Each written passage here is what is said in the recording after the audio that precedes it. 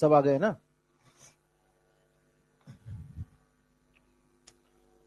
चलिए तो हम लोग करते हैं डिस्कशन रिफ्लेक्स एक्शन वाला, वो वाला पढ़ा देते हैं। हालांकि वो अभी नया सिलेबस में हटा दिया है, लेकिन उसको थोड़ा पढ़ लेते हैं, वो वाला पार्ट केवल पढ़ लेते हैं।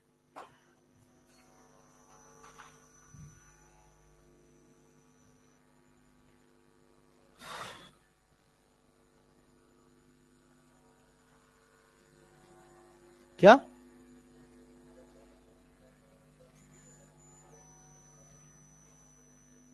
स्पाइनल कॉर्ड में मेडुला ऑब्लोंगेटा मतलब ब्रेन, ब्रेन का पार्ट है। ब्रेन में तो grey matter will be inside. हाँ हाँ, मेडुला से ही स्पाइनल कॉर्ड निकलता है, इसीलिए मेडुला वाला पार्ट, राइट, मेडुला वाला पार्ट इज एन एक्सेप्शन, जहां पे grey matter inside and white matter outside रहेगा, क्योंकि मेडुला से ही स्पाइनल कॉर्ड का ओरिजिन होता है। समझे? सही बात है। ये सॉल्व करने से ये सब, लेकिन अब तो ये क्वेश्चंस पूछा ही नहीं जाता। एनीवे, हाँ, क्योंकि मेडुला से ही स्पाइनल कॉर्ड का ओरिजिन है, and therefore medulla will also have the same nature as that of spinal cord, grey matter inside and white matter outside, right. और हाँ, तो बचा क्या है अभी? हाँ, तो वो रिफ्लेक्स आर्क वाला, चलो नी जर्क रिफ्लेक्स वाला पढ़ लेते हैं हम लोग। गर्मी लग रहा है, ठंडा लग रहा है, क्या अजीब वेदर है। ये फैन जीरो कर देते हैं। चलो, तो रिफ्लेक्स आर्क वाला डिस्कशन जो है, उसमें नी जर्क रिफ्लेक्स है ना, नी जर्क रिफ्लेक्स। तो नी जर्क रिफ्लेक्स क्या है? Suppose when the knee is freely hanged, when the knee is freely hang, और इस जगह पे ये जो टेंडन है, इस जगह पे अगर हैमरिंग होगा तो knee will jerk.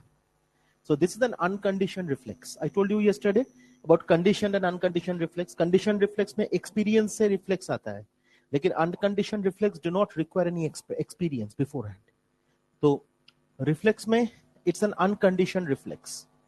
Unconditioned reflex. So when we talk of unconditioned reflex is such a reflex which do not require a previous experience, है ना? So it does not require any previous experience. तो अनकंडीशन reflex कोई previous experience चाहता नहीं है, but condition reflex does. Now in case of this knee jerk reflex, it's an, और क्या क्या अनकंडीशन रिफ्लेक्स है उसका कुछ एग्जांपल देखिए। एक तो नी जर्क रिफ्लेक्स हो गया, एक है biceps jerk reflex, another example is biceps jerk.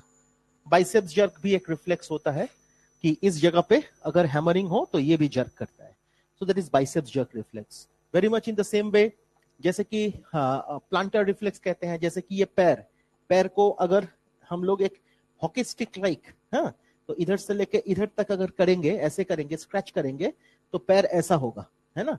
अगर इधर से इधर स्क्रैच करेंगे, हॉकी स्टिक लाइक स्क्रैच, हाँ, तो पैर ऐसा होगा, फ्लेक्शन होगा, समझे ना।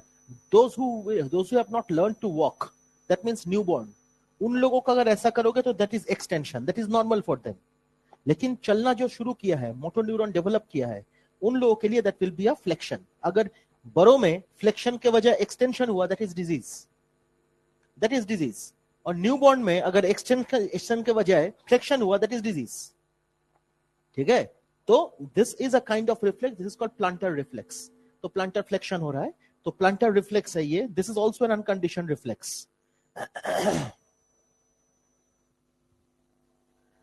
Planter reflex, that is also an unconditioned reflex. ठीक, अब जरा देखिए नी जर्क रिफ्लेक्स में what are the components that are involved. तो उसमें सबसे पहली बात तो ये है,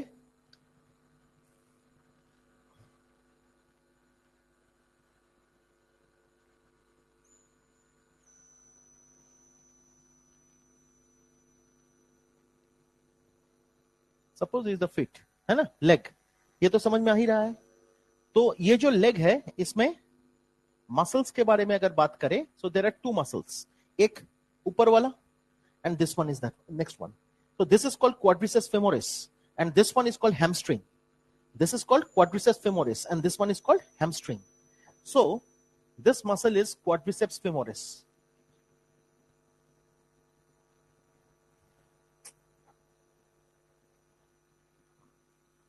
This muscle is quadriceps femoris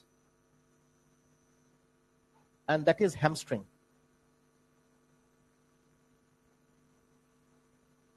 So one is quadriceps femoris, the other is hamstring. अब जरा देखिए, in this particular case, when this region is hammered, इधर अगर हैमरिंग होगा, then what will happen? The leg will jerk. ठीक? अब इसी condition में क्या क्या सिग्नल्स जाता है, किस तरह से सिग्नल जाता है, और ये जो रिफ्लेक्स एक्शन है, ये जो रिफ्लेक्स है, ये किस तरह का रिफ्लेक्स होगा, वो जरा हम लोग देखते हैं बेस्ड ऑन द डायग्राम. तो इसको फिर से बनाते हैं. Let's do it again.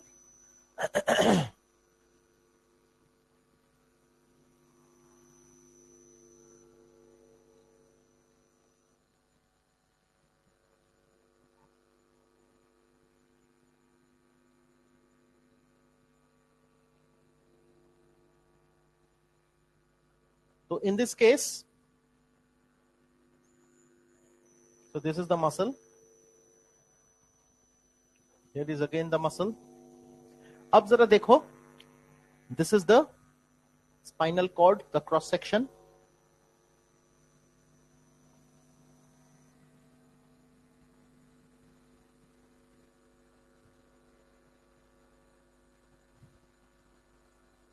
Central canal, gray matter.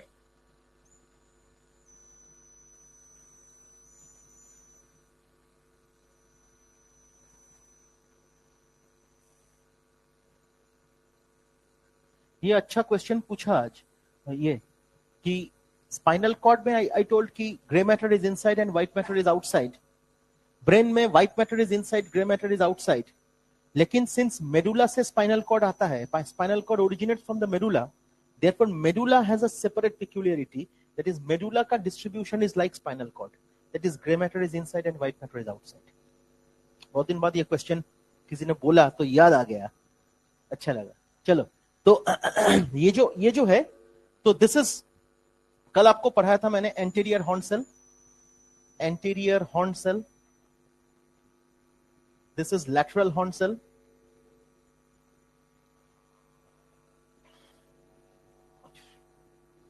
posterior horn cell.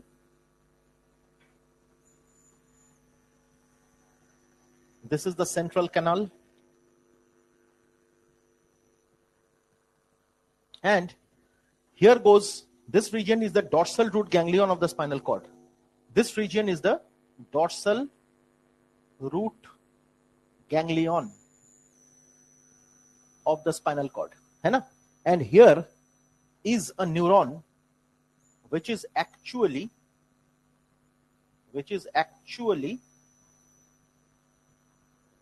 like this. This is pseudo-unipolar neuron. This is pseudo-unipolar neuron. So this neuron is pseudo-unipolar neuron because you have learned that pseudo-unipolar neuron is found in the dorsal root ganglia of the spinal cord. Neuron का classification में हम लोगों ने पढ़ा था. Now, look here. The hammering is done here. The hammering is done here. Hammering. So what happens? Look here.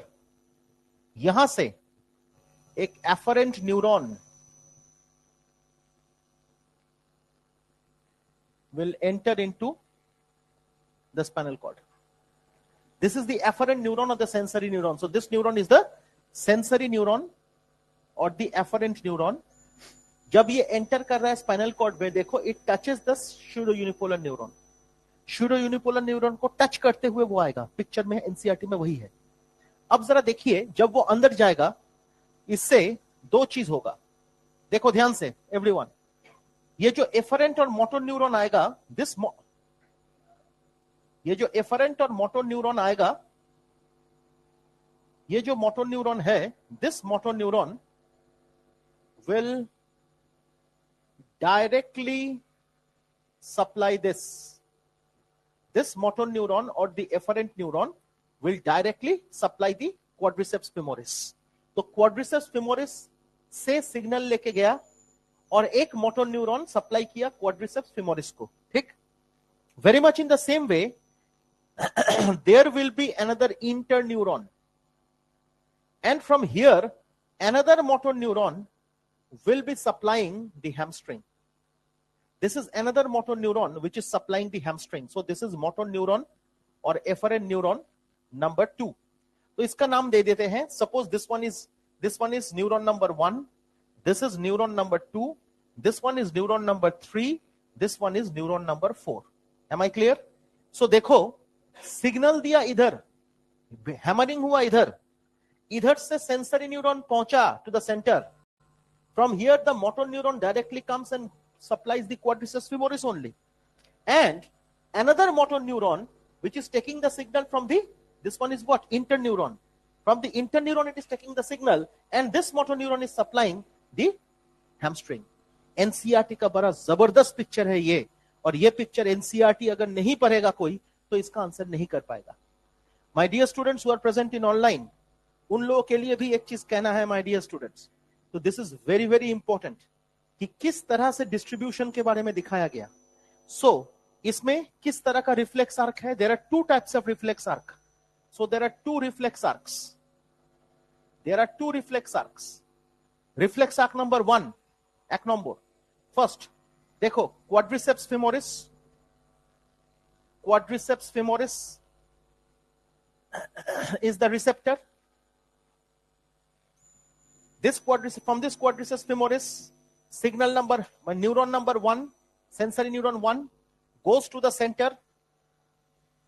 From the center, neuron number 2 supplies the quadriceps femoris. So this is neuron number 2.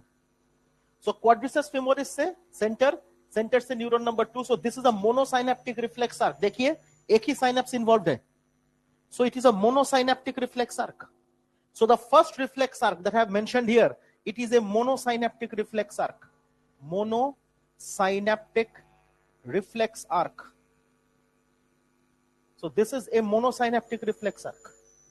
On the other hand, if I talk number 2, if I talk of the hamstring, hamstring से क्या जा रहा है बेटा? अच्छा sorry, hamstring बाद में, I'm sorry. Second reflex arc, again quadriceps femoris. This acts as a receptor. This receptor, अच्छा पिछले बार ये देख, एक सेकेंड, पिछले बार ये देख, जब ये सिग्नल लेके आ रहा है नंबर 2, तो quadriceps femoris में ही आ रहा है. Now here quadriceps femoris act as the effector. So receptor and effector are same. समझ में आया? Receptor and effector are same क्योंकि quadriceps femoris में ही तो सिग्नल लेके जा रहा था. तो receptor and effector are same. वो देखो सिग्नल लेके quadriceps femoris में ही जा रहा है. So here receptor and effector remain same. But here quadriceps femoris is the receptor. यहां से सिग्नल नंबर 1 कहां लेके जाएगा? सेंटर से क्या होगा? इंटरन्यूरॉन आएगा. इंटरन्यूरॉन मतलब 2, sorry number 3. Interneuron is this one, interneuron. And after interneuron from 3 another signal, that is signal number, अच्छा इसको बीच में हमको 2 करना था, 2 टके रखो मेरे को 2. तो फ्रॉम हियर देखिए, this is number 4 and 4 is supplying the hamstring. 4 is supplying the hamstring. देखा आपने? And this hamstring becomes the effector. So receptor happens to be quadriceps femoris, but the effector happens to be hamstring. बुझते बच्चों? So याद रखिएगा. So here what you get, it's a disynaptic reflex arc. It is a disynaptic reflex arc. So this reflex arc happens to be a disynaptic. क्योंकि this is one synapse, this is the second synapse. So there are 2 synapses, है ना?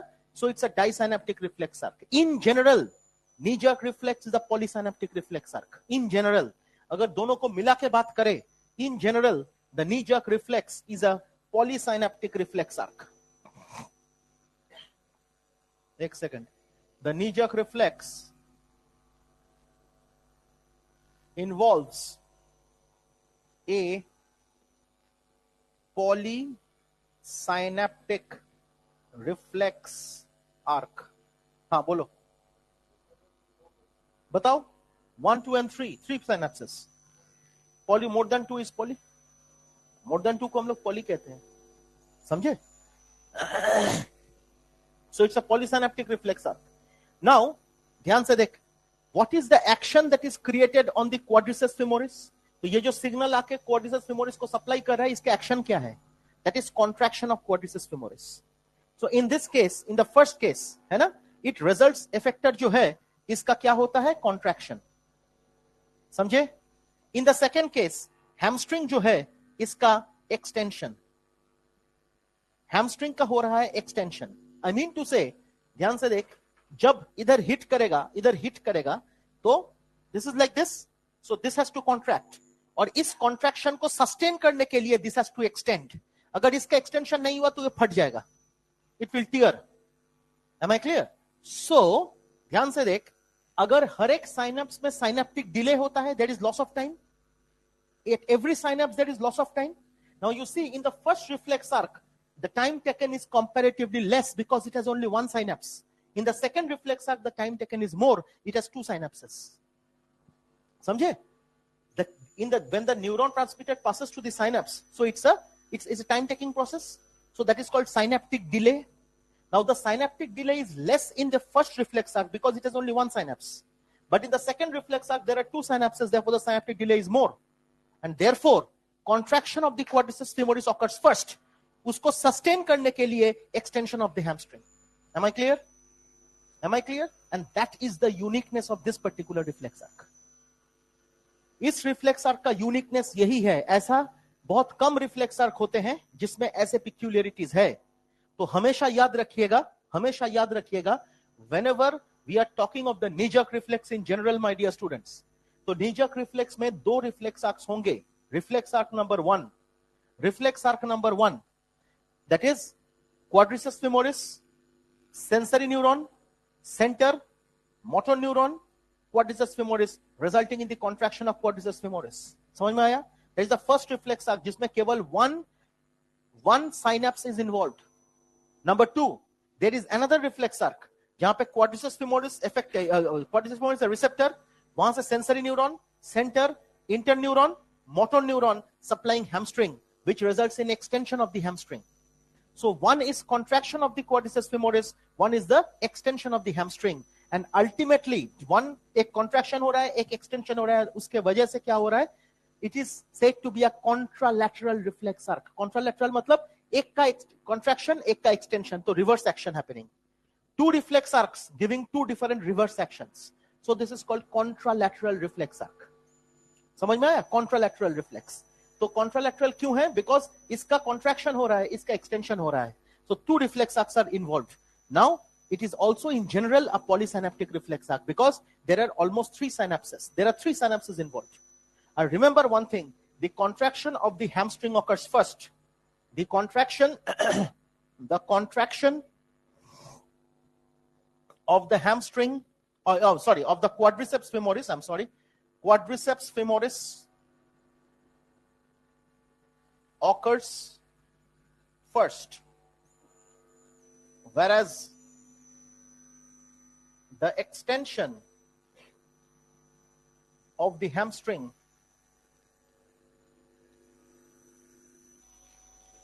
occurs later to sustain the contracted hamstring. तो hamstring जो कि contract कर चुका है, उसको sustain करने के लिए we have the extension of the quadriceps femoris जो कि contract कर चुका है, उसको sustain करने के लिए hamstring का extension is necessary, else the hamstring will rupture. Why same time? Monosynaptic reflex occurs earlier. इसके लिए टाइम ज्यादा लगेगा, 2 synapse involved, तो fraction of a second late होगा ना.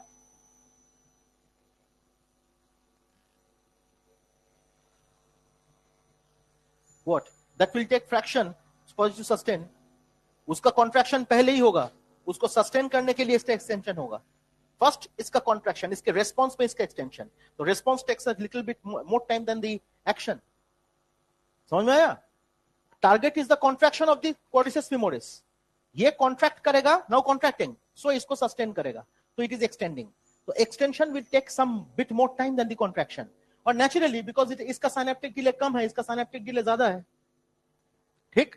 सो ये नीजक रिफ्लेक्स का पिक्यूलियरिटी यही है कि it has four different types of neurons that is involved. Sensory neuron एक है, मोटर न्यूरॉन दो है, और इंटर न्यूरॉन एक है। Am I clear? So this is one of the most peculiar reflex arc. And remember one thing, this is the pseudo-unipolar neuron from the dorsal root ganglion of the spinal cord. And when the sensory neuron enters, the pseudo-unipolar neuron will also supply this particular sensory neuron. Picture देखिए, मिल जाएगा आपको। आपके नए book में तो नहीं है, पुराना बुक में है। पुराना बुक है ना आपके पास? पीछे देख, फोटो देख, look at the photograph properly. तेरे पास है পুরনো বই? কোথায়? বাড়িতে? তুই বাড়িতে থাকলি না কেন? ওকে দে একটুখানি বইটা দে তো। ये फोटो देख एक बार, दोनों मिलके देख, दोनों मिलके देख, इसका पिक्यूलियरिटी देख, dorsal root ganglion of the spinal cord देख।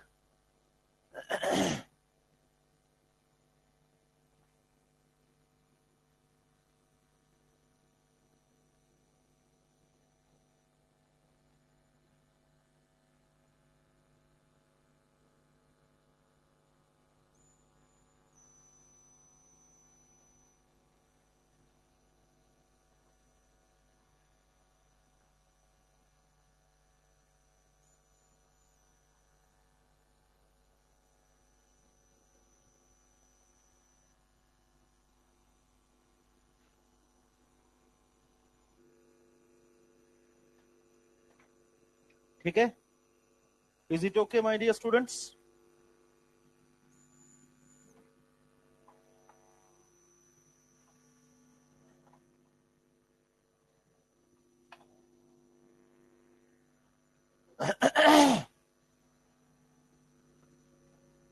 और इसके बाद और थोड़ा सा डिस्कशन हम कर देंगे, क्योंकि न्यूरल सिस्टम को कंक्लूड करने से पहले थोड़ा सा और डिस्कशन कर लेंगे। Online students, is it clear my dear? ये समझ में आया आपको? इसको जरूर देखिएगा, यू मस्ट सी इट। एक ग्रुप में लिखा तुमने? हाँ, ठीक। तो you must go through it, go through this picture is very peculiar, very unique, इसको जरूर देखिएगा बेटा। नेक्स्ट एक बार हम, अच्छा इसका फोटो ले लो बेटा, इसका फोटो लेके ग्रुप में डाल दीजिए, उसके बाद हम लोग शुरू करते हैं। आज भाग्य लोग की नहीं है तो फोटो तेरे फोन से उठा क्यों? तेरा फोन क्या है, खराब हो गया? क्यों? अच्छे से ही तो उठाता है वो।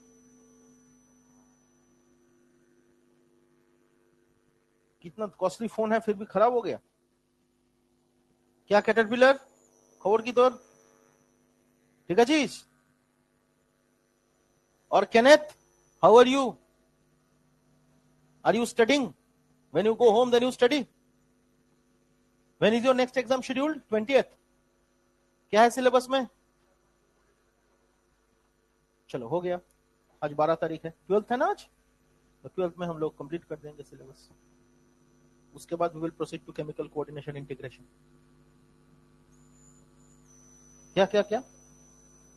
ओ पेल्विक गर्डल, अच्छा वो बता देंगे एक बार, थर्सडे को बता देंगे। पेल्विक क्यों हुआ नहीं था? नहीं सर, झूठ मत बोल। अच्छा, अच्छा और बुरा तो नॉर्मल चीज है वो। क्या? The way, why are you comparing the वे?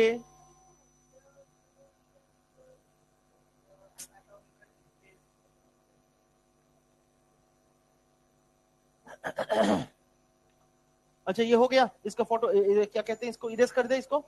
चल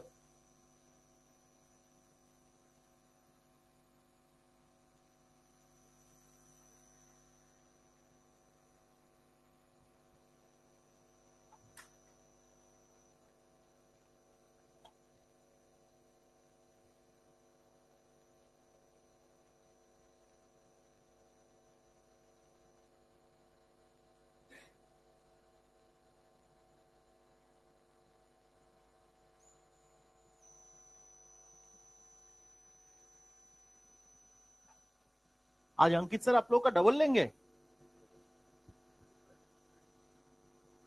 ट्रिपल, किस तरह से?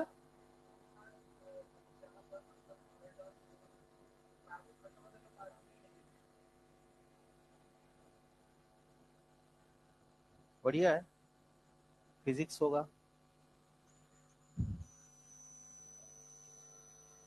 सिलेबस क्लोज नहीं हुआ।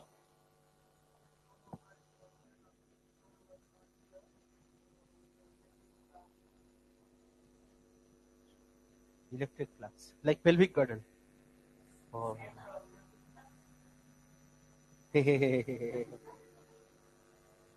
ক্যাটারপিলারের হাসি দেখ, সামনে দুটো দাঁত এগিয়ে আছে, ready to feed on the leaves, है ना, voracious eater। चल नेक्स्ट, एक बार छोटा सा डिस्कशन है कि ये जो पेरिफेरल न्यूरल सिस्टम में based on origin and based on organs supplied, ये दोनों कैटेगरी अगर हम लोग करते हैं बेस्ड ऑन ओरिजिन, तो वो from brain and number 2 from the spinal cord. तो दिस इज क्रेनियल नर्व्स, ये तो पता है आपको, 12 पेयर्स होते हैं, and this is spinal nerves, these are the spinal nerves, which is 31 pairs। and based on organs supplying the voluntary organs, these nerves are called the somatic nerves, and supplying the involuntary organs, these nerves are called autonomic nervous system, है ना। So this is the distribution. अब उसमें से cranial nerves, तो cranial nerves का नाम एक बार पढ़ा देते हैं, हालांकि वो पता नहीं एग्जाम में आएगा कि नहीं आएगा, लेकिन एक बार बता देते हैं छोटा सा, क्योंकि आप लोगों को पता भी है। तो cranial nerves 12 pairs, olfactory, optic, oculomotor, trochlear, trigeminal, abducens, facial, auditory मतलब vestibulocochlear,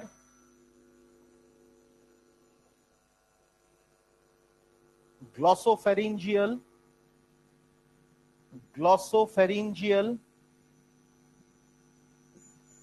vagus, spinal accessory, and hypoglossal। So ये जो है, these are 12 pairs of the cranial nerves। अब olfactory, optic, oculomotor, trochlear, this is the smallest cranial nerve, this is the smallest। trigeminal is called the dentist nerve। trigeminal माने 3 branches, trigeminal like this। दांत में जब दर्द होता है, तीनों जगह पे दर्द होता है एक साथ, ये तो mandibular branch, maxillary branch, ophthalmic branch. So trigeminal have 3 branches, तो 3 branches, mandibular branch, maxillary branch and ophthalmic branch. So it is the dentist nerve, है ना। Abducens, facial, vestibulocochlear is called auditory। तो इसका ऑडिटरी में 2 branches है, एक है vestibular branch, एक है कॉक्लियर ब्रांच। वेस्टिब्यूलर ब्रांच, एक है कॉक्लियर ब्रांच, इसीलिए हम लोग कहते हैं वेस्टिब्यूलोकॉक्लियर, है ना। Glossopharyngeal, vagus is the longest nerve, and vagus का 4 ब्रांचेस है, there are 4 branches of vagus. 4 branches क्या क्या होगा? Superior laryngeal, recurrent laryngeal, cardiac and gastric. So there are 4 branches: superior laryngeal, recurrent laryngeal, cardiac and gastric. Due to the presence of the cardiac branch, this is called the nerve of the heart. Nerve of the heart आपको पढ़ाया था, regulation of cardiac activity, उसमें vagus का discussion हम लोगों ने करा था. decreases the heart rate. Gastric branch, vagus supplies up to the level of the pancreas. In the GI tract, vagus supplies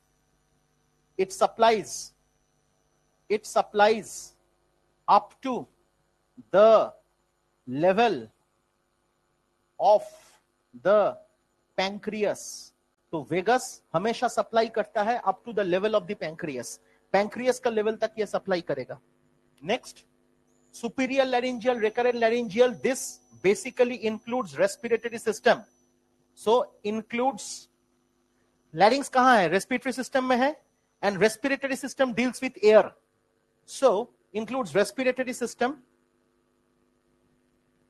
and this respiratory system जो है, it deals with air, and air is called pneuma, P-N-E-U-M-A, pneuma. और ये gastric दोनों को एक साथ आप use करोगे तो दिस वेगस का और एक नाम है न्यूमोगैस्ट्रिक. वेगस का और एक नाम है pneumogastric nerve. So vagus is also called the pneumogastric nerve. ठीक है. अब इसमें से देखिए कुछ है सेंसरी, कुछ है मोटर, कुछ है मिक्स्ड. तो उसका फॉर्मूला है सम says money matters. Some says money matters, but my brother says big books matter most. So some says money matters, but my brother says big books matter more. तो पढ़ाई ज्यादा, मोटे किताब ज्यादा इंपॉर्टेंट है. तो S for sensory, M for motor, B for both, माने mixed. B for both मतलब both sensory and motor, so mixed. Again motor, mixed, sensory, mixed, motor, है ना? This is the distribution. Clear है? So you can remember this. And then when you talk of the spinal nerves का 31 pairs किस तरह से है? cervical, thoracic, lumbar, sacral, coccygeal, ताई तो? So इसमें cervical 8, 12, 5, 1, समझे? 31 pairs. ये डबल होता है. This occur in pairs. Why does it occur in pair? You see, if this is the spinal cord, you see here, तो इधर से suppose this cervical, फिर thoracic, फिर lumbar, फिर sacral, फिर coccygeal. तो if this is the spinal cord, look here, इधर से एक नर्व निकलेगा और फिर और एक नर्व भी निकलेगा अगर ऑटोनॉमिक नर्वस सिस्टम का पार्ट है. तो दिस इज लाइक, ये पढ़ाया था मैंने आपको, पढ़ाया था ना ऐसे, थोराकोलंबर एंड क्रेनियोसैक्रल पढ़ाया था ना. तो वो नोट जरूर देख लेना बेटा. तो देखो दोनों तरफ से आ रहा है, this one and this second motor neuron जो होता है, लेकिन दो तरफ से आ रहा है. हर एक नर्व जो है वो डबल होंगे, because it is supplying both the sides of the body. तो पेरिफेरी में जा रहा है, both the sides of the body में सप्लाई करेगा, इसीलिए डबल. ठीक है. और हर एक सीक्वेंस में दो मोटर न्यूरॉन आएंगे. पहले मोटर न्यूरॉन का जो सेल बॉडी है वो सेंट्रल न्यूरल सिस्टम में है, सेकेंड मोटर न्यूरॉन का जो सेल बॉडी है वो पेरिफेरल न्यूरल सिस्टम में है. इसीलिए इसको कहते हैं न्यूक्लियस, इसको कहते हैं ganglion. So based on this neuron is called pre ganglionic neuron and this neuron is called the post ganglionic neuron. तो ऑटोनॉमस नर्वस सिस्टम में मैंने आपको पढ़ाया था pre ganglionic and post ganglionic neurons, there are two motor neurons, पढ़ाया था मैंने. और इसी ऑटोनॉमिक नर्वस सिस्टम में basically there are two, sympathetic and parasympathetic.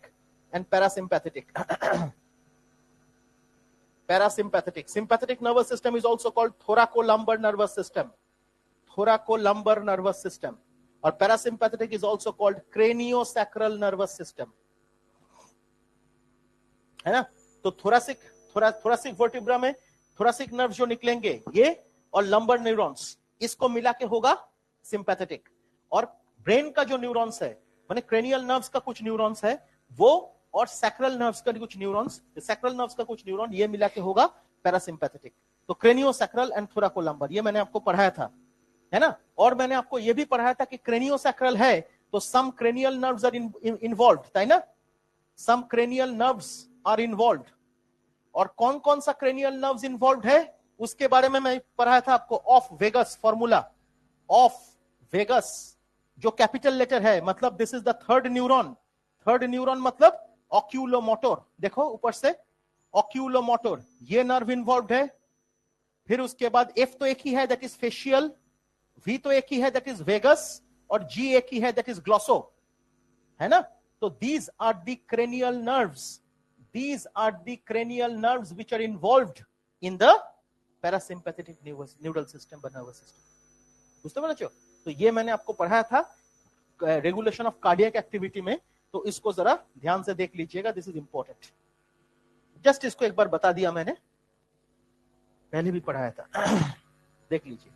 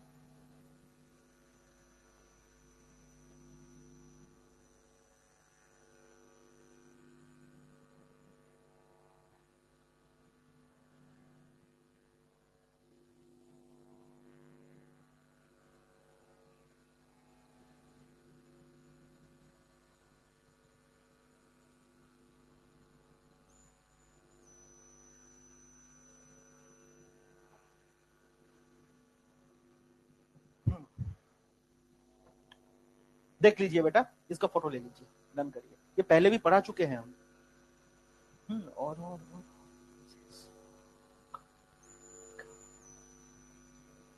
और मैक्सिमम ऑफ दिस नर्व्स, একটা কথা বলি, मोस्ट ऑफ दिस नर्व्स, इसका जो सेल बॉडी है ना, इसका जो cell body central neural sorry cranial nerves का जो न्यूरॉन्स है, क्रेनियल नर्व्स जो है, इसका जो सेल बॉडी है, most of this cell body is in medulla oblongata. इसका जो सेल बॉडी है, मतलब न्यूरॉन तो है, सेल बॉडी होगा, फिर न्यूरॉन्स आएंगे, तो most of the cell body is in medulla oblongata. 6 out of 12, 6 neurons जो है, 6 7 8 नर्व्स जो है, उसका सेल बॉडी मेडुला ऑब्लोंगाटा है। बहुत इंपॉर्टेंट। एनीवे ठीक है, वो तो अभी तुम्हारा लेवल पे वो नहीं है, पहले ये सब पूछा जाता था। इसका फोटो ले लो बेटा, बताओ बताओ। 31 which of the following statement is correct? The electrical potential difference across the polarized plasma membrane at rest is called action. No, action potential in resting stage. No, it's a resting potential. ये गलत है।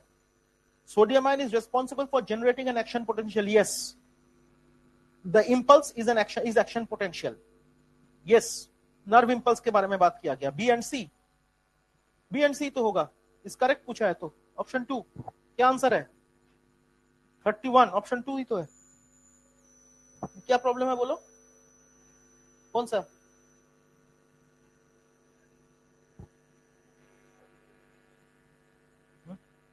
कौन सा question बोलो मुझे एक बार। हो सकता है कुछ मिसटाइप है क्या भुवनेश्वर? हो रहा है सही में पढ़ रहा है तो टाइम हर सब्जेक्ट को टच कर रहा है ना रोज? हाँ जी, हर सब्जेक्ट टच करो रोज, दैट इज इंपॉर्टेंट। हर दिन 30-40 क्वेश्चन करके निपटाओ, सही बात है। हर रोज क्वेश्चन करोगे, at least 5 days a week, at least 5 days a week, then only सारे सब्जेक्ट के लिए 26 which of the following answer shows की छेटा। अच्छा, ओ इसमें तुमने समझ में नहीं आया तुम्हें एक चीज जिसको आपने फॉलो शायद नहीं किया। ए से देखो एरो जा रहा है ऊपर, ए का एरो ऊपर की तरफ है, तो मैंने ए माने बाहर, बाहर से सीएनएस की तरफ एरो है, माने सेंट्रीपेटल। तो सेंट्रीपेटल का ऑप्शन देखिए कहां है, एक ऑप्शन सेंट्रीपेटल, एक ऑप्शन सेंट्रीपेटल। अब चलिए सीएनएस से एफआरएन न्यूरॉन, सीएनएस से एफआरएन न्यूरॉन कभी नहीं आएगा, सीएनएस से एफआरएन न्यूरॉन आएगा। हो गया ऑप्शन 4 खत्म। सीएनएस से, अच्छा रिफ्लेक्स एक्शन क्या है, सीएनएस से क्या होता है, एफआरएन न्यूरॉन आता है। सीएनएस से कभी एफआरएन न्यूरॉन थोड़ी ना आता है, मतलब एफआरएन मतलब क्या, मोटर न्यूरॉन। ये जो सीएनएस से हमने न्यूरॉन करा MN1 MN2 करा, तो मैंने motor neurons come out from the CNS. देख तू कितना टाइम लगा, छट से हो गया 2 पॉइंट से ही हो गया, मतलब एलिमिनेशन मारा तो खत्म हो गया।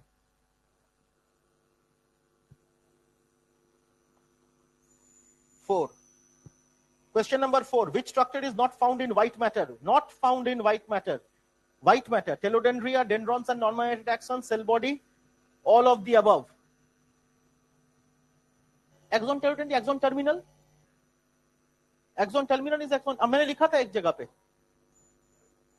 Cell body, dendrites, dendrons, dendrites, cyton, axon, neuron, axon terminal that is axon telodendria, वही तो एक्सॉन टेलोडेंड्रिया है, समझे। तो व्हाइट मैटर में सीएनएस नहीं आएगा, सेल बॉडी कहां से आएगा, ये all of the above answer है क्या, नो। ऑप्शन देख के ऑल ऑफ द लगा, मुझे लगाएगा ये लोग, देखिए। लेकिन सेल बॉडी कैसे व्हाइट मैटर में रहेगा, सेल बॉडी नहीं रहेगा व्हाइट मैटर में। हाँ जी, हाँ ग्रे मैटर में रहेगा। एनसीईआरटी में भी तो लिखा हुआ है ग्रे मैटर में cell body due to its greyish appearance. মনে আছে ফুল ফর্ম এটা বল,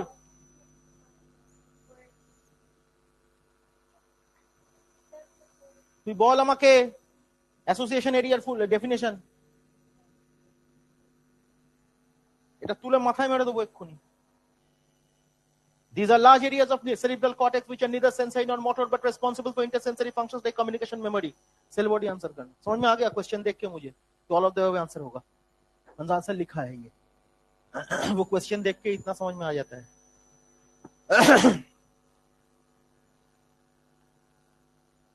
পড়িনি মানে কবে পড়বি তুই, পড়বো। আচ্ছা কি দিয়েছে হোয়াইট ম্যাটার, देखिए की ऑप्शन আছে, टेलोडेंड्रिया, डेंड्रॉन्स, डेंड्रॉन्स और डेंड्रॉन्स भी तो नहीं रहेगा, अरे अरे अरे ये ऑल ऑफ द अबव भी होगा।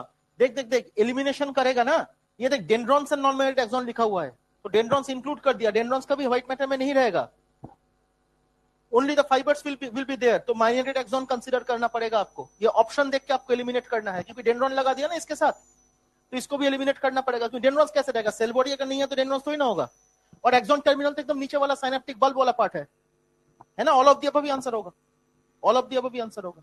डेंड्रॉन दिखा नहीं था मैं, इसका फोटो ले लिया, हाँ जी,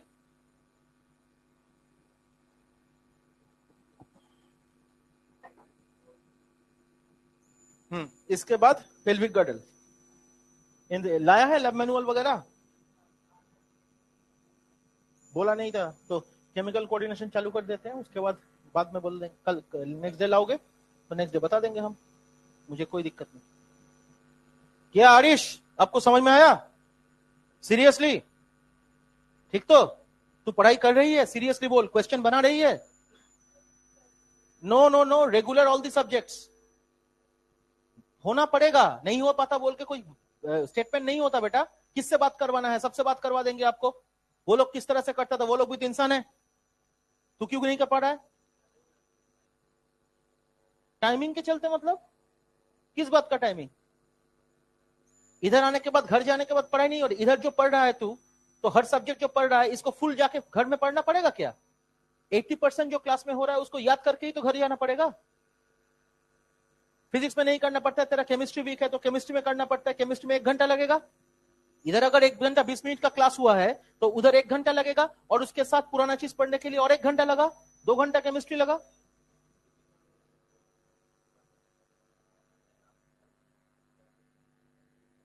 हाँ फिर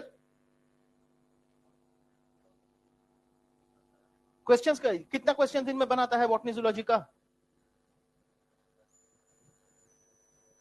अरे तुम लोग अपना शेड्यूल सही से नहीं बना रहे हो। बॉटनी और जूलॉजी, सपोज जूलॉजी या बॉटनी कर रहे हो, नहीं तो एक काम करो, फिजिक्स केमिस्ट्री जूलॉजी, अगले दिन physics chemistry botany, physics chemistry zoology, physics chemistry, ऐसे करो, ऐसे करो। लेकिन ऐसे में पुराना चैप्टर्स भी रिवाइज करना पड़ेगा, पुराना चैप्टर्स का भी क्वेश्चन लगाना पड़ेगा हर डोज। नहीं, सॉरी, नहीं, एटलीस्ट 3 days अ वीक तुम्हें पुराना चैप्टर्स का क्वेश्चन सॉल्व करना पड़ेगा। वेडनेसडे मतलब एहसान कर रहा है, कोई वेडनेसडे नहीं, every day, at least 3 days a week. That is your problem, rectify it. Why will it take so much of time? 90 questions करने में 20 मिनट लगता है, 20 मिनट्स लगता है। 180 क्वेश्चन में 90 क्वेश्चंस करने में 20 मिनट से 25 minute, maximum half an hour लगेगा। That should be the speed. Exam का पेपर खत्म करके बैठा रहता है लोग 1.5 घंटे में। অঙ্কিতা মন্ডল তুই দেখিস নি বোধহয়, তুই যখন ওখানে ছিলিস তখন অঙ্কিতা 12 পড়তো, 1.5-2 ঘন্টায় সিলেবাস পেপার শেষ করে দিয়েছিল নিটের। 4টে কোশ্চেন ভুল করেছিল, 700 পেয়েছিল, ক্যাটাগরি ছিল এমস দিল্লিতে চলে গেছে, যে কোনো জায়গা পেয়ে যেত, অন্য এমসও পেত। हाजी 1.25-2 घंटे में खत्म कर दिया था पेपर। तो स्पीड होता है ये, जो है वो है, जितना आ रहा है वो आ रहा है, हो गया खत्म। उसके बाद कोशिश 1.5 घंटा कोशिश करके भी उसने बाकी 4 क्वेश्चन सही नहीं कर पाया, समझे? तो speed and perfection, this is the fundament of this particular examination. Question जल्दी बनाना पड़ेगा, टाइम मिलेगा तो हर कोई करेक्ट आंसर करेगा, टाइम थोड़ी ना मिलता है। लोगों को लगता है कि एग्जाम हॉल में मुझे ये क्वेश्चन नहीं आया, घर जाके बैठा तो क्वेश्चन सॉल्व किया तो सब क्वेश्चन हो रहा है, लेकिन एग्जाम में नहीं हो पाया। कितने एग्जांपल्स होते हैं ऐसे? ये सब नहीं चलेगा। और एक साथ 3 घंटा 20 मिनट बैठने का आदत डालो, 4 घंटा बैठने का आदत डालो, तब जाके एग्जाम में 30 घंटा 20 मिनट एक साथ, 3 घंटा 20 मिनट एक साथ बैठ पाओगे। आदत डालिए, बेंच में चेयर में फेविकॉल लगाइए, समझे? This is professional exam, it's professionalism, इसमें कोई इमोशन नहीं चलेगा। You are here to get selected for the best position of the country. बेकार का ये सब मत बोलो मुझे, you have to do it, समझे? 4 घंटा एक जगह बैठने की आदत डालो विदाउट फ्लिकरिंग। एग्जाम के दिन आपके पास टाइम नहीं होगा, पानी का बोतल रखा रहेगा, पानी पीने का टाइम नहीं मिलेगा तुम्हें। उस लेवल ऑफ परफेक्शन पे जाइए। 20 से आधा घंटा में, 20 मिनट से आधा घंटा, 35 मिनट्स के अंदर पूरा 90 क्वेश्चंस कंप्लीट होना चाहिए। उसके बाद वाला टाइम कंप्लीटली यूटिलाइज करना पड़ेगा आपको। आप सोचिए ये चीज। फिजिक्स के लिए कितना टाइम लगेगा आप बोलिए? 1 घंटा 10 मिनट, मतलब 70 मिनट हो गया। केमिस्ट्री के लिए कितना टाइम लगेगा? 1 घंटा हो गया, 60 मतलब 130 मिनट्स डन। ठीक, तो 130 मिनट इज ओवर। अब सोचिए ओएमआर जो है, ओएमआर का बबलिंग, अगर एक बबल को गोल करने के लिए आपको 5 सेकंड्स लगे तो 180 गोल करने के लिए आपको 15 मिनट्स लगेगा। एग्जाम का एक प्रेशर है, उससे 5 मिनट एक्स्ट्रा कर लो तो 20 मिनट्स हो गया। तो 130 प्लस 20 150, कितना टाइम बचा है? कितना? हाँ, कितना सही बोला? 70 प्लस 60 130, हाँ 30 मिनट्स बचा। उस 30 मिनट्स में आपको नहीं 50 मिनट्स बचा, 50 मिनट्स बचा। 200 मिनट्स का है ना, 50 मिनट्स बचा। इसमें कुछ क्वेश्चंस आप छोड़ के जाओगे, उसको फिर से आपको रीअटेम्प्ट करना पड़ेगा, तो उसके लिए आपको 10 मिनट लगेगा, तो 40 मिनट्स। तो 40 मिनट्स मतलब बायो करने के लिए आपके पास कितना टाइम है? 40 मिनट्स मतलब 35 मिनट्स। तो 90 क्वेश्चंस ऑफ बायो को आंसर करने के लिए आपको 35 मिनट्स चाहिए। और उसमें भी पहले 5 मिनट्स में आपका दिमाग को सही करना पड़ेगा एग्जाम में।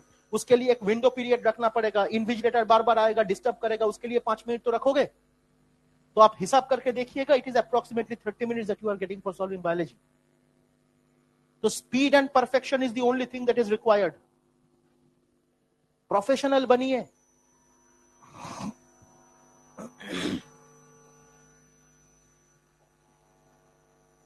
ये मैं बहुत बार बोल चुका हूं, मैं आप लोगों को शायद ये पहली बार ये ब्रेकअप मैंने बोला, लेकिन ये मैं हमेशा बोलता हूं कि you have to be you have to be technically sound. खुद का दिमाग को इस तरह से प्रिपेयर करो कि आपके लिए कोई भी क्वेश्चन अनकॉमन ना रहे। एनसीईआरटी एकदम मतलब फिंगर टिप्स इस पे रहना है, देख के ही आंसर कर सकता है। आपको आप सेंटेंस देख के बता दोगे। जैसे अभी एक क्वेश्चन में मैंने क्या बोला, क्वेश्चन देख के मैंने बताया, लग तो रहा है इसका answer all of the above होगा, बोला ना अभी। वो क्वेश्चन जो मैंने तुझे मुझे दिखाया अभी, मैं बोला कि सेंट्रीपिटल हो गया और एफरेंट हो गया, खत्म। 2 वर्ड देखा मैंने, खत्म कर दिया क्वेश्चन। इस लेवल का स्पीड एंड परफेक्शन होना चाहिए। दिमाग हमेशा एक्टिव रखो, ऑब्जर्वेशन पावरफुल रखो। क्वेश्चन आप देख रहे हो, स्टडी नहीं कर रहे हो, देख रहे हो, उससे टाइम वेस्ट हो रहा है। Never think, suppose question number 20, उसका ऑप्शन 3 लिखा आपने, फिर वो ऑप्शन सही हुआ कि नहीं ये आप सोच रहे हो when you are answering question number 25, तो 100% आपसे गलत होगा।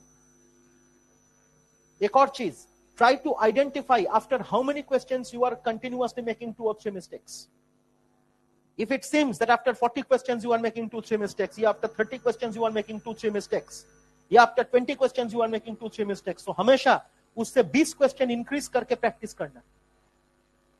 अगर 20 क्वेश्चन में यह प्रॉब्लम हो रहा है तो 40 क्वेश्चंस का ब्रेकअप बनाइए। आपके एलन डिजिटल में बहुत सारे क्वेश्चंस प्रैक्टिस करने के लिए दिया हुआ है, तो 40 क्वेश्चंस का विंडो बनाइए, 40 क्वेश्चंस लगाइए, सही हो रहा है कि नहीं देखिए। समझो मैं क्या कह रहा हूं। If it seems that after 30 questions you are getting 2 or 3 mistakes continuously, then prepare a paper, customize a paper for yourself in Allen Digital for 50 questions, उसको सॉल्व करिए।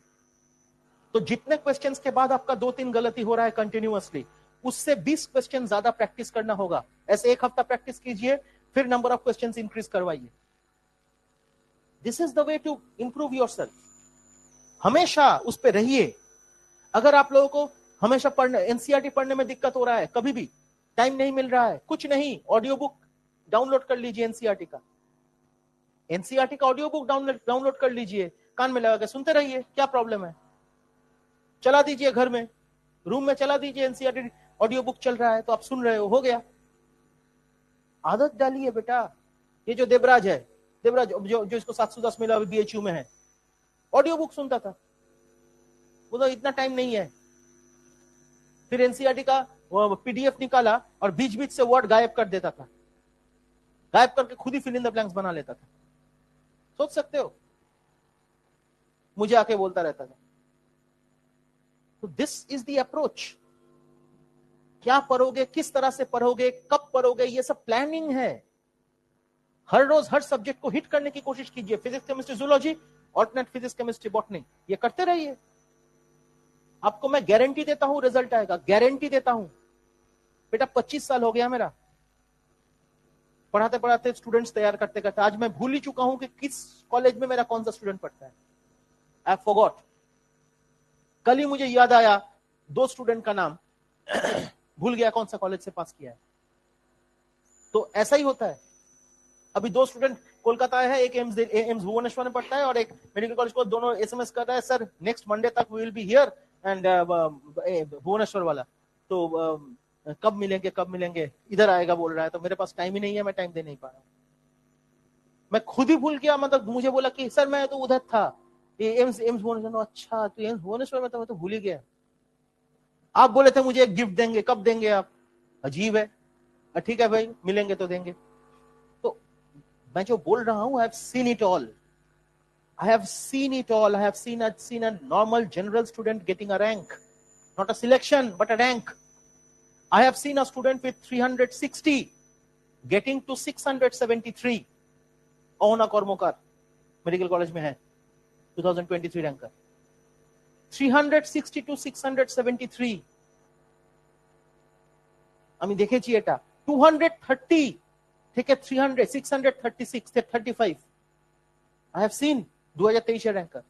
2023 में तो इतना इन्फ्लेशन नहीं था मार्क्स का। तो 635 फ्रॉम 230 पूजा पांडा বোধহয় এখন ইয়েতে পড়ছে, ও বাঁকুড়া সম্মেলনীতে পড়ছে। वो सिलेक्शन तो हो गया। मैं वही बोल रहा हूं, एलिट वाला लेयर को मैं निकाल देता हूं, छोड़ दीजिए। वो 680 670 वो वाला लेयर को हटा दो, लेकिन उसके नीचे वाले भी जो 2023 के हिसाब से अगर कंसिडर करोगे तो 600 के ऊपर मार्क्स वाले बच्चे तो सिलेक्शन हुआ है ना, इस बार ऐसा हुआ है, अगले साल ऐसा नहीं होगा। तो 610 के ऊपर मार्क्स अच्छा मार्क्स कहा जाएगा। So remember this one, what I am telling. Practice करो, जिस तरह से करना है उसी तरह से करो। टेक्निकल चीजें जो है वो मैं बता रहा हूं किस तरह से उसको कंट्रोल करना पड़ेगा। और ओएमआर इधर से ले लो, उसका जेरॉक्स कर लो,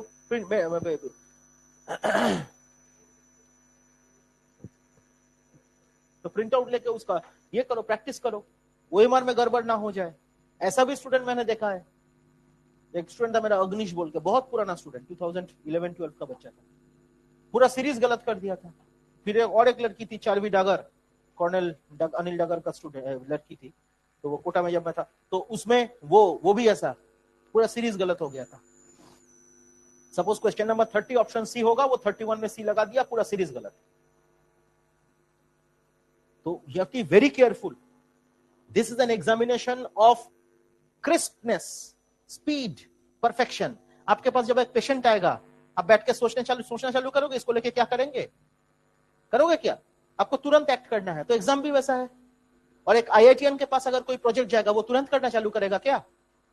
वो तो सोचेगा उसके ऊपर। सो आईआईटी का पेपर वैसा है। तो जिस प्रोफेशन में आप जाओगे उसका अप्रोच भी तो वही है।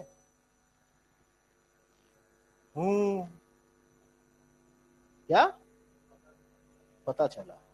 पता चल के क्या होगा अगर अप्लाई नहीं करोगे तो? चल इरेज कर, ज्ञान दे दिया बहुत। हरे कृष्णा जी सर, हैं तू আমাকে आगे देखिस नहीं, देखेचिस तो तुझे तो पता है मैं कितना अच्छा इंसान हूं, पता है ना, आई एम सो गुड।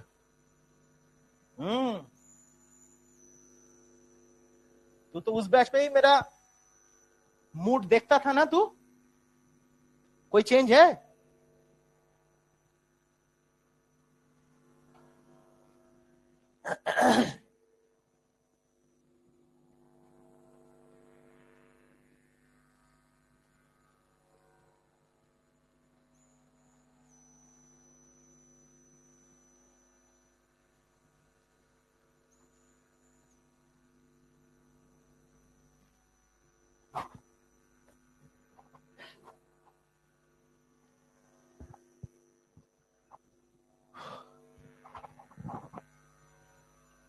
चलो केमिकल कोऑर्डिनेशन एंड इंटीग्रेशन हम लोग शुरू करते हैं।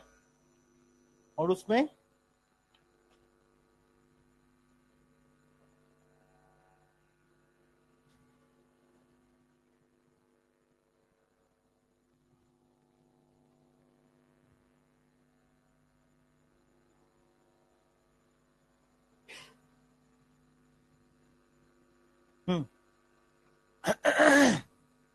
अब देखिए my dear, chemical coordination integration chapter चालू होगा।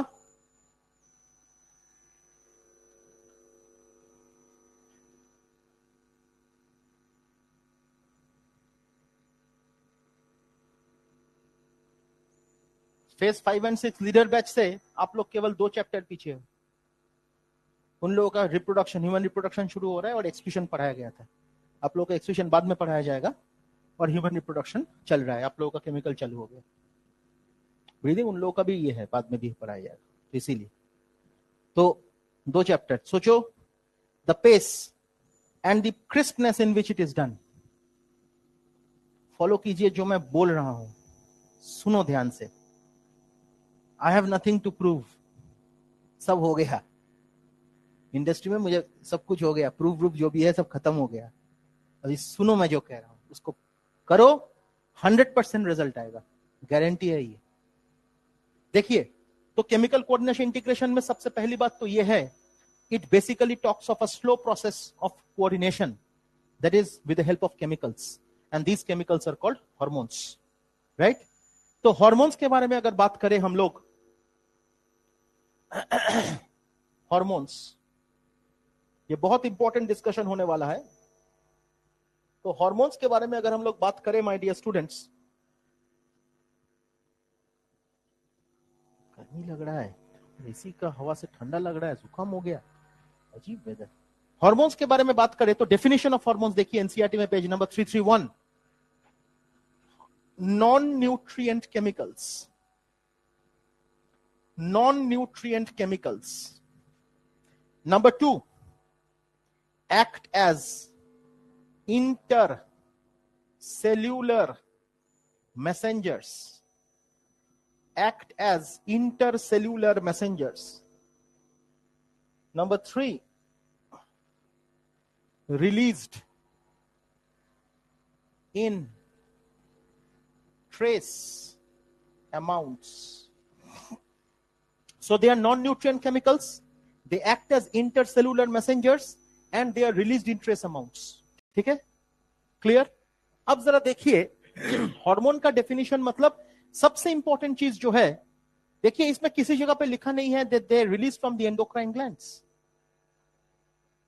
और क्या क्या पॉइंट्स हो सकता है माय डियर? अदर पॉइंट्स, ये डेफिनेशन का पॉइंट है, this are the definition. Definition में हम लोग वही पॉइंट इंक्लूड करते हैं which are the defining features. Defining feature मतलब उसका कोई एक्सेप्शन नहीं है, मतलब ये जो 3 पॉइंट्स है ऐसा कोई भी एक्सेप्शन नहीं है जो इसको डिविएट करेगा. Got it? But other points, other features, इसका मतलब वो जो ऊपर मैंने लिखा, those are the defining features. These are the defining features. These are the defining features. And let's consider the other features. Number 1, they are released by endocrine glands. They are released by the endocrine glands. Other features लिखा मैंने, मतलब इसका exception है, मतलब characteristic features. Characteristic feature and defining feature. Characteristic feature और defining feature में क्या difference है, अंतर क्या है? कैरेक्टरिस्टिक फीचर में एक्सेप्शन हो सकता है, लेकिन डिफाइनिंग फीचर में कोई एक्सेप्शन नहीं है, यही तो है. अब देखिए other features of the characteristic feature, they are released by the endocrine glands, पहला point. Second point, they are released directly into the blood. They are released directly into the blood. They are released directly into the blood. They act far away from the site of their secretion. They act far away from the site of their secretion. These are the other points, other features, है ना? इसका exception हो सकता है हो सकता है क्या है?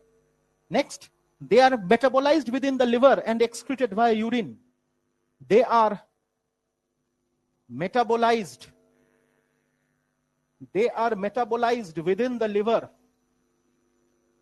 and are excreted via urine.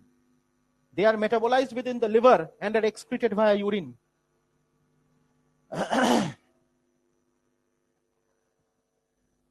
ठीक है. So these are the points. अब जरा देखिए ध्यान से कि हार्मोन का ऐसा कौन सा फीचर है, जैसे कि मैंने लिखा, ये जो पॉइंट्स मैंने कैरेक्टरिस्टिक फीचर में लिखा, इन फीचर्स का एक्सेप्शंस मिलेगा आपको, लेकिन ये फीचर्स का कोई एक्सेप्शन नहीं मिलेगा. they act as intercellular messenger. ये क्यों? Since the first hormone that was discovered was secretin. This is the first hormone that was discovered from duodenum. Secretin important है ना? बहुत इसका क्वेश्चन भी पूछा जाता है, नीट का कॉमन क्वेश्चन में है secretin. From the duodenum by Sterling and Bayliss. So Sterling and Bayliss were the scientists who discovered the hormone secretin, the first hormone that was discovered. अब देखिए, स्टर्लिंग एंड बेलिस नाम दिया था इन लोगों का हॉर्माओ, MAO. हॉर्माओ का मतलब है केमिकल मैसेंजर्स और केमिकल कोऑर्डिनेटर्स. केमिकल मैसेंजर्स और केमिकल कोऑर्डिनेटर्स, है ना? दे आर केमिकल मैसेंजर्स और chemical coordinator, that is hormone. ठीक हो गया. अब they are release by the endocrine glands, इसको देखिए. अच्छा, they are release in trace amounts, इसके बारे में ये अगर एजर्शन है, इसका रीजन क्या है? इसका रीजन के बारे में भी पुराना एनसीईआरटी में लिखा हुआ है my dear students.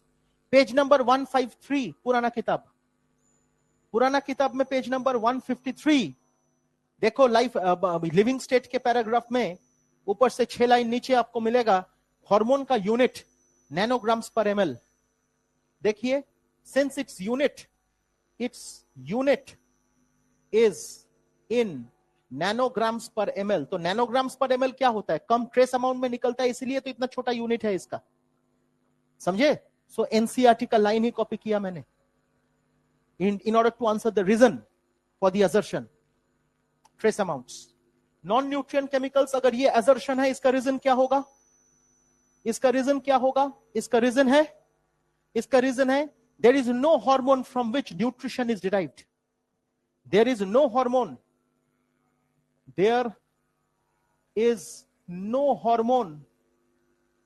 from which nutrition is derived। there is no hormone from which nutrition is derived। तो न्यूट्रिशन, कोई भी ऐसा हार्मोन नहीं है जहां से न्यूट्रिशन हम लोग ऑब्टेन करते हैं। Am I clear? इसीलिए they are said to be non-nutrient chemicals, even though they can be peptides, they can be proteins, they can be polypeptides, they can be amino acid derivatives, they can be steroids, they can be iothyronines। Catecholamines NCERT से लिखा नहीं। Am I clear? So that is written as amino acid derivatives। So जो भी उसका nature हो, although their nature can be these, yet from these hormones we don't obtain the nutrition। ठीक? Therefore they are non-nutrient chemicals। There is no exception to it। और eight the same time ये जो characteristic feature में हर किसी का exception है, जैसे कि they are release by the endocrine glands. NCERT page number, NCERT old edition page number 339 mechanism of hormone action paragraph, उसके ऊपर से ऊपर वाला सेंटेंस देखिए, several other non endocrine tissues release hormones called growth factors. लिखा है NCERT में, PDGF है, several other non-endocrine tissues release hormones called, last page লেখা আছে ছাগল মারবো থাপ্পড় তোর বই অনুযায়ী লাস্ট পেজ নয়, লাস্ট পেজ কোনটা? ইস্ট্রোজেন। আর লাস্ট পেজ মানে সামারি। সব সময় এটা মাথায় রাখবে, তোমাদের psychology problem. You think last page as the normal context, इसलिए समरी पढ़ने का आदत नहीं है। चैप्टर का लास्ट पेज हमेशा समरी होता है, तो या तो चैप्टर का last page theoretical question, last question होता है, समझे? ये मेंटल प्रॉब्लम है। आप लोग सोचते हो चैप्टर का लास्ट पेज मतलब कंटेंट का लास्ट पेज। नो, जब आप सोचोगे कि थियोरेटिकल क्वेश्चन का लास्ट पेज है, तब जाके you will have a tendency to solve that. You will have a tendency to study the points to ponder, you have the tendency to study the summary. Psychologically खुद को strong कीजिए। समझ में आया? Several other non endocrine tissues release hormones called growth factors. ये line NCERT का line है, और इसका एग्जांपल मैं देता हूं, PDGF platelet derived growth factor release from platelets, released by the platelets, पर रिलीज्ड बाय द प्लेटलेट्स। तो platelet is not an endocrine tissue, है ना?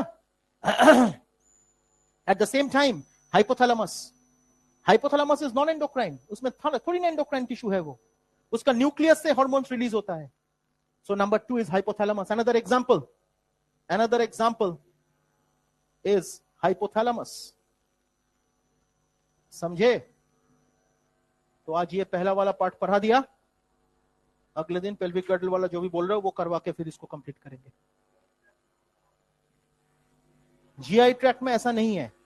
जीआई ट्रैक्ट में जहां से हार्मोन रिलीज होता है वो सेल्स एंडोक्राइन है, इसीलिए किसी जगह पे वो स्टेटमेंट नहीं देखोगे आप।